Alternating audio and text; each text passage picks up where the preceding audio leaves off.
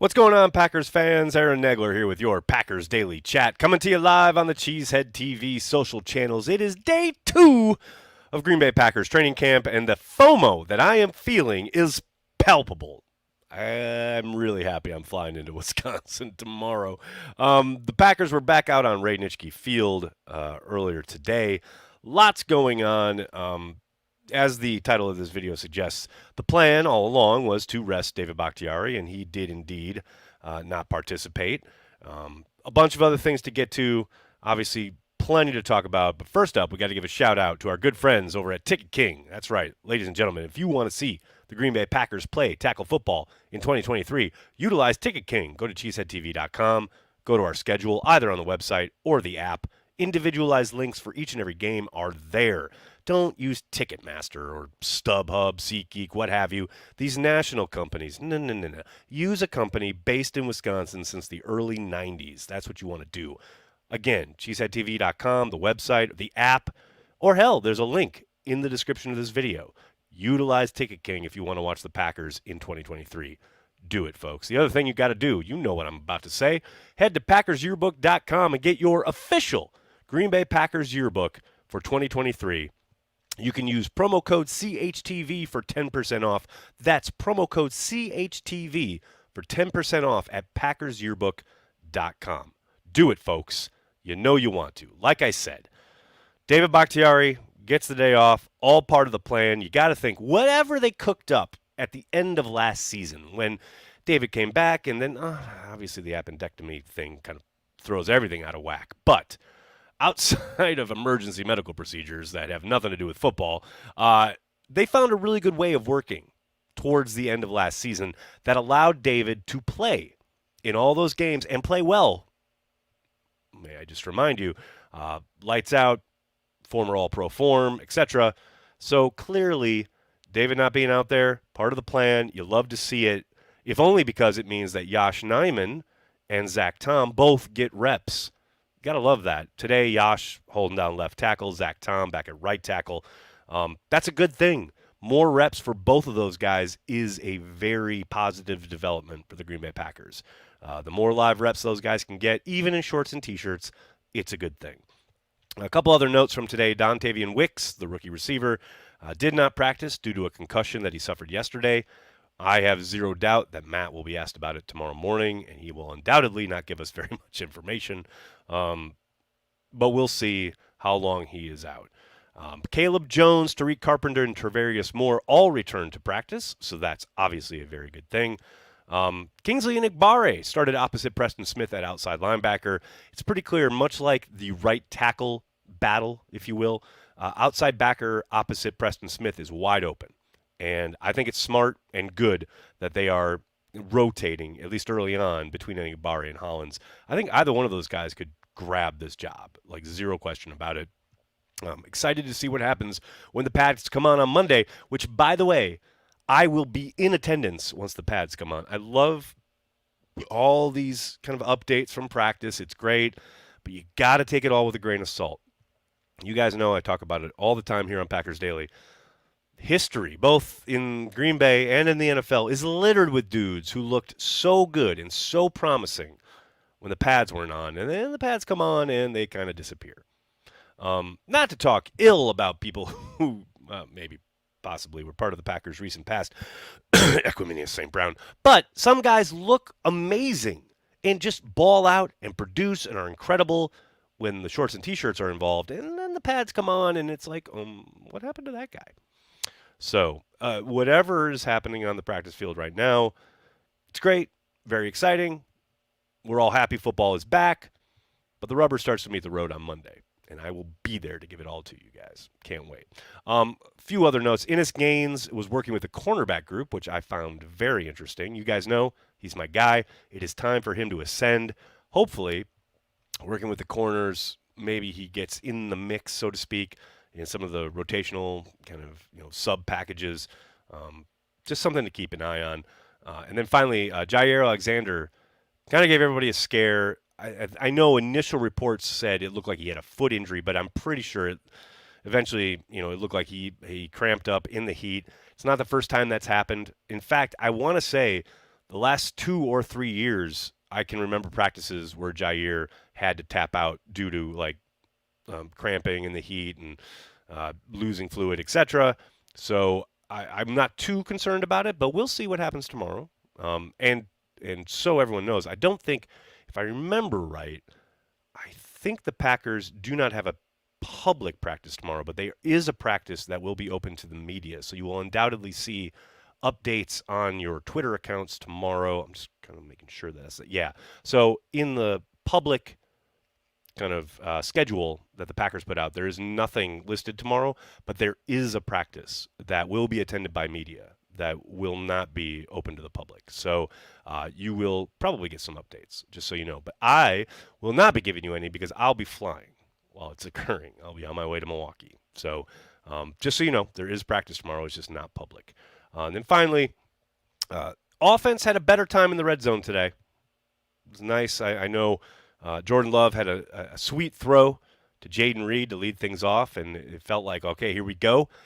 But then the defense battled back and won the day, and the offense had to do up-downs. I mean, not just push-ups, up-downs. Ladies and gentlemen, any of you out there who are of a certain age and came up like and played like, say, Pop Warner or high school football, like back in the day, I'm not talking modern age, but like when I was a kid, you probably know all about up-downs, and that shit sucks, man. And it's crazy to me that in the year of our Lord 2023, the Packers are out there doing up-downs. Like, is Vince Lombardi back? That's some serious, like, that's a legit punishment for losing that series. So that might motivate the offense to get a little bit more productive in that red zone drill. But yeah, today offense, like I said, a little bit better. Still lost to the defense. So we'll see how that transpires throughout all of camp here. Hello to everybody in the comments section. So good to see everyone mixing it up already. Ryan starting us off right away with a super chat. With Rodgers taking a pay cut. See, look, man, I'm out here talking about the nitty-gritty of Green Bay Packers training camp, and the first super chat I have is about Aaron Rodgers. So, and look, Ryan, I get it. There's interest there. I'm not. It's not about you. I'm just saying outwardly, like especially on Twitter, I get a lot of hate from like Jets fans or other Packers fans when any mention of Aaron Rodgers happens. Like, concentrate on your own team. It's like there's interest there. Clearly, as Ryan demonstrates here, there's Packers fans who are interested, so it's going to be talked about. And I don't think that's crazy. I understand why there is interest. But stop saying, oh, don't talk about Rodgers. It's like he played in Green Bay for like 18 years. One of the best players to ever grace Lambeau Field. He's going to be talked about regardless. Ryan, with Rodgers taking a pay cut for the Jets, it proves to me that he wasn't all in last year. I mean, okay, I'm not going to dissuade anybody from however they're feeling regarding Aaron Rodgers taking a pay cut. I understand it, given the situation he's in now. I don't think there was any way in hell that he was ever going to take a pay cut and or work with the Packers on building the roster and taking less after they drafted his replacement. I think that's pretty clear. Once Jordan Love was in the fold, he was getting everything he could while he could. And guess what? He fucking well should, man. He played, I've talked about this so many times here on Daily, he played for a decent stretch during his prime at a below market rate where people like Mark Sanchez were making more than he was. Of course he bilked the Packers for everything he could. He should. That's why when the reports hit about him asking for 50 a year and everyone freaked out, I'm like, you should ask for 60. He's Aaron fucking Rodgers. Everyone in that building would be out of a job without him over the last like decade plus. Every fan who loves the Green Bay Packers and showed up to Lambeau Field and watched them on television and was rooting for them knowing they had a shot each and every year. Each game they showed up and knew they had Aaron Rodgers at quarterback. He engendered so much hope and so much like goodwill, and now Packers fans are upset. Not saying you particularly, Ryan, but like Packers fans are all upset that in different circumstances with a different squad, he's operating differently. Like, I got no problem with 12 getting whatever he could when he could while he was in Green Bay, especially after the team chose his replacement. And he knew last year, he knew as well as the Packers did that Jordan Love wasn't ready. So he put the screws to them. That's just good business. That's all it is. It ain't show friends. It's show business. It's a different situation in New York. It's a different situation. And I got zero problem with anything Aaron Rodgers did contractually. At the end with Green Bay or before. Not a problem with it. What else we got here, folks? Patrick, what's up, Patrick? How's Canada? Hope you're well, man. Haven't heard from you in a while. The Pack are back. I like it. Although that does kind of give me a twitch because it reminds me of, the early Bart Starr years as a coach in Green Bay. We had all sorts of stickers and billboards and the Pack are back. And I most certainly were not. Packers Total Access, what's up? Thanks to the Super Chat. Nags, thank you for getting us through the offseason. Have a beer on me when you roll into town. Go, Pack, go. Packers, thank you so much, man. I really appreciate that. I don't know where you are. Are you in Green Bay? If so, roll by. Man, we're going to have meetups and stuff for Cheesehead TV. I hope you say hello. That'd be dope. And thank you so much for that, man. Really appreciate it. What else we got here, folks? Make sure I didn't miss anything. Dennis is here. What's up, Dennis? Justin, thanks for checking out the stream on Facebook. Do I think if the offense keeps struggling in camp that they add a veteran wide receiver? No, I do not. Look, it's so early. It is so early. It's 2 days, man. Like, I get it. Like, I suspect the defense is probably going to get the better of the offense for much of camp. But that's the whole point. You want these young guys to get theirs reps. You got to look at this season through a different lens, man. This is a foundational build, lay those bricks for the foundation type season. And the whole point of it is to get these young guys live NFL action. And there are going to be tough times. There's going to be plenty of games where we're like pulling our hair out, etc. But that's the whole point. And look, here's the other thing to remember. When you're talking about camp in particular, like there's no game planning. There's no kind of plan as far as how they're attacking a defense or hoping to like get a certain coverage. There are moments, of course, where the staff will be talking offense, defense. They'll be like, "Hey, look, we want a real heavy blitz period here, or we really want to try and work, whatever against a certain coverage." But that's intermittent. It's not. It's just there's just not enough time to practice every single look, against every single coverage, etc. So a lot of this is just fire hose time. Like especially for young players, they are drinking from a fire hose. Especially on offense where everything is so timing based and you're trying to get on the same page, etc. You got a young first year, starting quarterback with a bunch of dudes who've not played a whole lot in the NFL. It's going to be tough times. There's going to be frustrating moments. Zero question about it. But bringing in a vet wide receiver just stunts that growth. So, and look, I'm not completely dismissing it. I've said all summer, I'm not saying that they would never, right? But I think that's not even last resort. It's just they want these guys. They want to put them in positions to succeed, and they want them to grow and develop. And the only way they're going to do that is by playing and getting live reps, both in camp and preseason. The week I'm really looking forward to is that week joint practices against the Patriots. That's probably the best kind of stretch between those practices and that preseason game where we're going to get the most quality work for these young guys before the game against Chicago. Buckle up. It's going to be a good time. Can't wait. What else we got here, folks? Oh, got another super chat. Mario, what's up, man? Thanks for the super chat. How does Jordan look out there so far? Really excited for him. I'm also going to that Vegas game. Can't wait. Mario, from all reports, I'm not in Green Bay yet. I will be on Monday when the pads come on. But from all reports, it sounds like he looks like a young quarterback, which is exactly what he is and is exactly what he should be. So he'll continue to grow. He'll continue to develop. He'll have good days and bad days. He'll have good throws and bad throws. That's all part of it. It's all part of the growing process. If there's one thing I could impart to Packers fans this year, it's just patience. And I'm not saying that the standards aren't you got to win football games, because of course the expectation is you win. No doubt about it.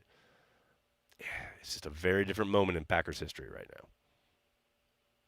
now. Brett, What's up, man? I think NFL coaches overemphasize veteran presence on the field over just playing a better younger player. It depends on the coaching staff and it depends on the coach, but for the most part, generally, I probably agree with you. I do think the NFL as a whole, though, has kind of changed in that regard. I think more often than not, staffs recognize that it's a young man's game. I think Brian said that yesterday or Monday. Um, yes, of course you want experience, you want veteran leadership and all that stuff, and it's good. I'm not dismissing it. But man, we've all been to like a cookout or a wedding or a family function where like you all get together and play some ball, right? And the young guys are just running around and have all the energy, and you as an old man are just like, okay, can we slow down for a second?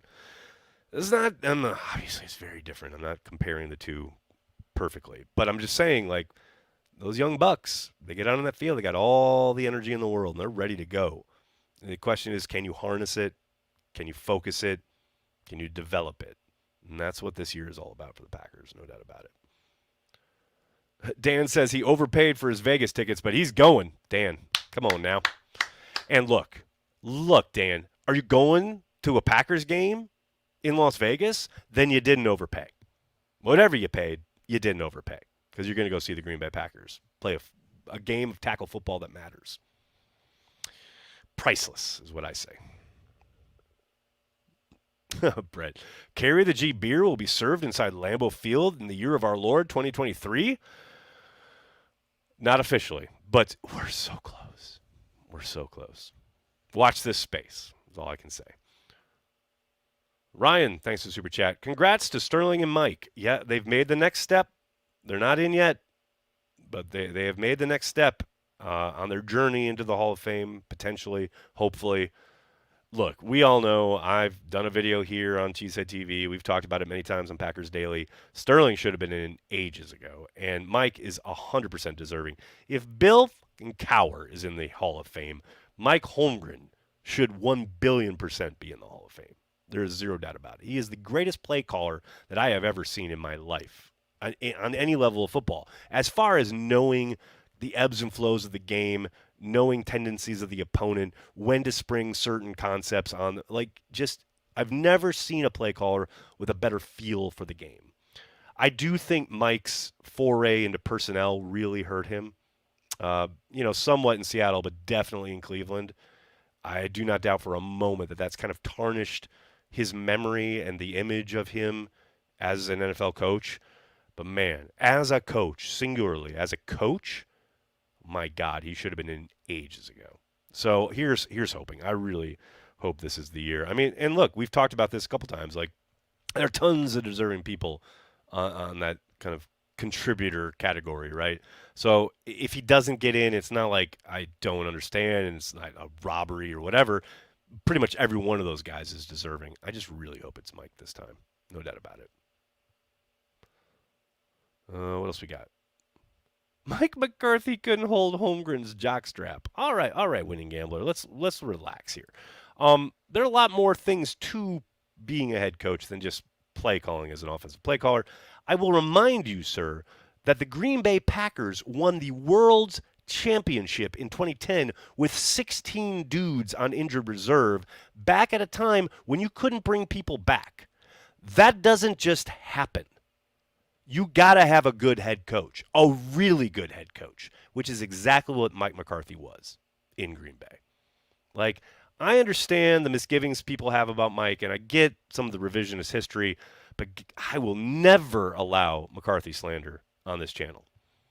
He was too good, and people have forgotten how good he was, especially later in the time when he was with Aaron, and it really got contentious between the two. Like, I get why the hero worship of Rodgers probably clouds some vision there. McCarthy was a really good coach, and you should give him his due. This might be my favorite comment ever on this stream. Gnarly says, "You're a Packers fan?" I'm gonna tell you something. I'm gonna drink to that. There you go. Yes, I'm a Packers fan. What was that from Glengarry? Yes, I confess.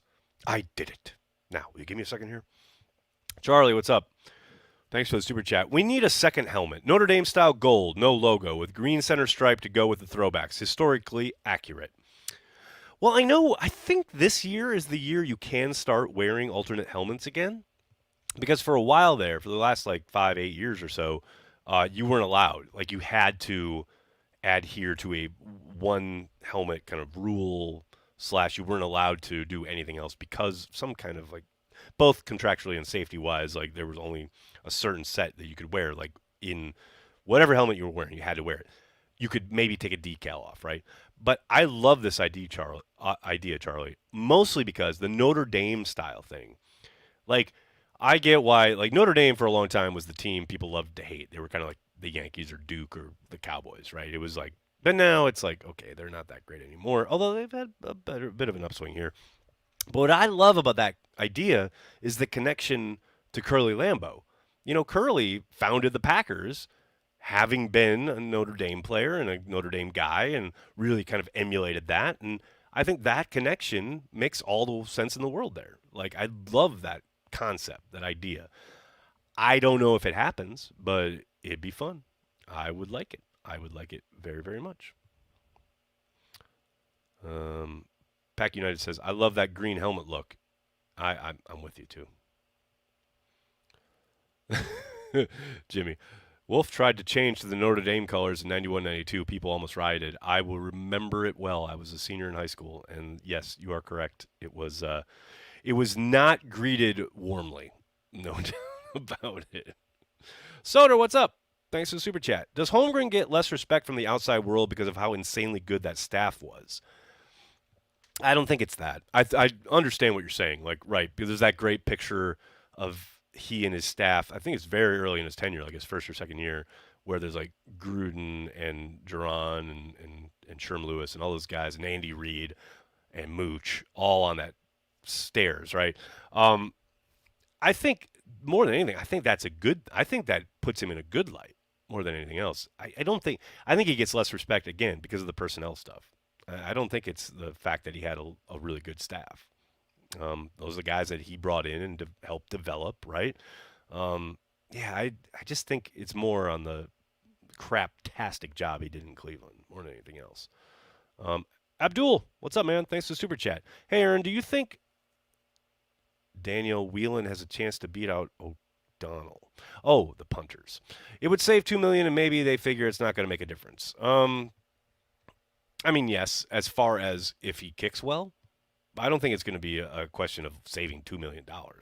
It's always interesting to me when people want to like kind of find nickels in the sofa cushions of the Packers salary cap. Like, what is $2 million? What's that going to do to you? What is it going to do for you? Yes, could it potentially be part of the equation that when they're talking in the room about making a decision, etc.? Yeah, but none of that happens without the kid kicking well. Like, he's got to kick well, and possibly potentially be a great holder. Then that conversation might happen, but I don't think it's going to be driven by the cap. Crazier shit has happened, but I'd be very surprised. All right, everybody, I got to get going. I can't thank you enough for hanging out, talking Packers each and every day, Monday through Friday, right here on the Cheesehead TV social channel. But that said, programming note, there will be no Packers Daily tomorrow because I will have a travel day and I got meetings when I hit Milwaukee. So there won't be Packers Daily tomorrow. Hopefully I'll be back on Saturday because there is a practice. And then Sunday's off, obviously. And then I will be in Green Bay, Wisconsin for practice on Monday when the pads come on. I'm so excited. Thank you, everybody, for showing up, hanging out, talking Packers. Please do me a monster favor. Hit like on the video. Subscribe to the channel. Then tell your friends and tell your family. Cheesehead TV. We're devoted to Green Bay Packers fans worldwide. Thanks a lot, everybody. Have a great night. Go Pack Go.